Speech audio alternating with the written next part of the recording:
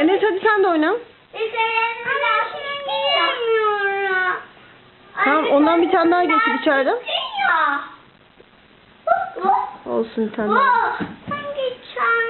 Senin yatağın üzerinden bir tane daha getir. Tamam. O değilsin. Tamam.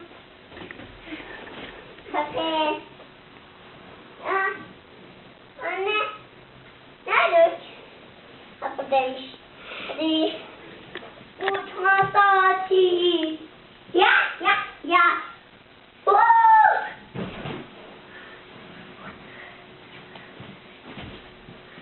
Geç oradan.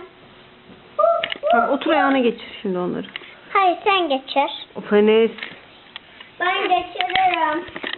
Hadi geçir. Geçiremem seninkini. Gel otur yere otur. Anne. Hı. Enes'in kemerini yanlış takmışsın. Boş ver. Değil mi? Hayır. Öyle oluyor. Çünkü Enes'e uzun geliyor. Kemerini yanlış takmışsın değil mi? Yanlış takmadım. Enes'e uzun geldiği için öyle topladım. Bak, böyle yapacağım. Bunun aynısını yapacağım. Bak. Tamam hadi Enes. Sen buradaki gibi. Dur. Aslıyorum. Ben de o. Hadi 100 gram ver. Öyle dur.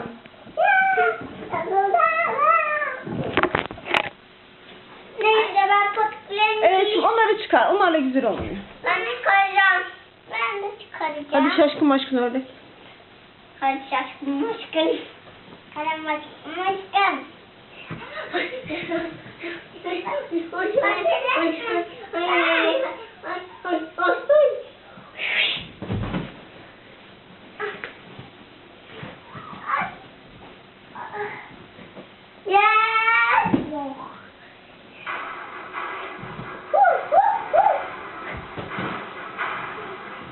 Ekonomik krizin pençesinde kıvranan komşu ülke Yunanistan'da bu kez Kemal Kılıçdaroğlu krizi yaşadı.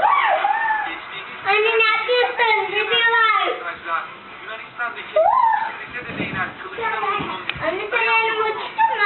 Aha. iktidara geliyoruz. Zeynep. Birlikte biz projelerimizi Seninki de uçuyor. Andreo'nun mücadelesine Ama sen küçük olduğu için biraz daha küçük uçuyor. Atina'da tam anlamıyla bomba etkisi yaptı. Anne bak. Anne iyi bak.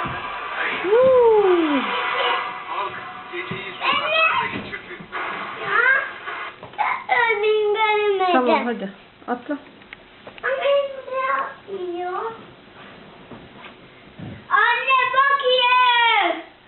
Anne bak. Güzelmiş. Enes'in pelerini düzeltsene Emre. O da öyle uysun. Benim dolanmış yine.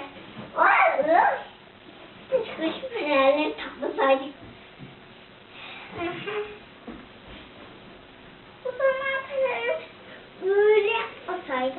Anne. Ne? Oh.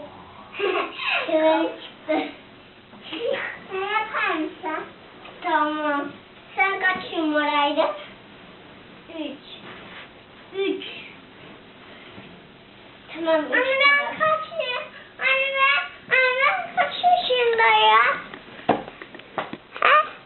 Sen 4 yaşına gireceksin doğum gününde. Evet zaten 2 yapmam gerekli. Ne yapman gerekiyor? 2 yapmam gerekli. Ben kimim? Yap. Hayır en sonuna takacaksın en sonuna. İyice sıkacaksın. Hayır geçikme. O zaman annem takmasın. Hayır sen. Ya ben takmayı bilmiyorum. Anne sen takmışsın senin üstüne. Tamam. Abi çok güzel. Evet ama ellerini koyma oraya. Evet. Nerede?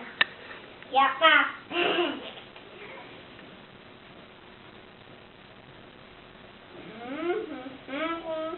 Sen sadece ülkeleri Bildin.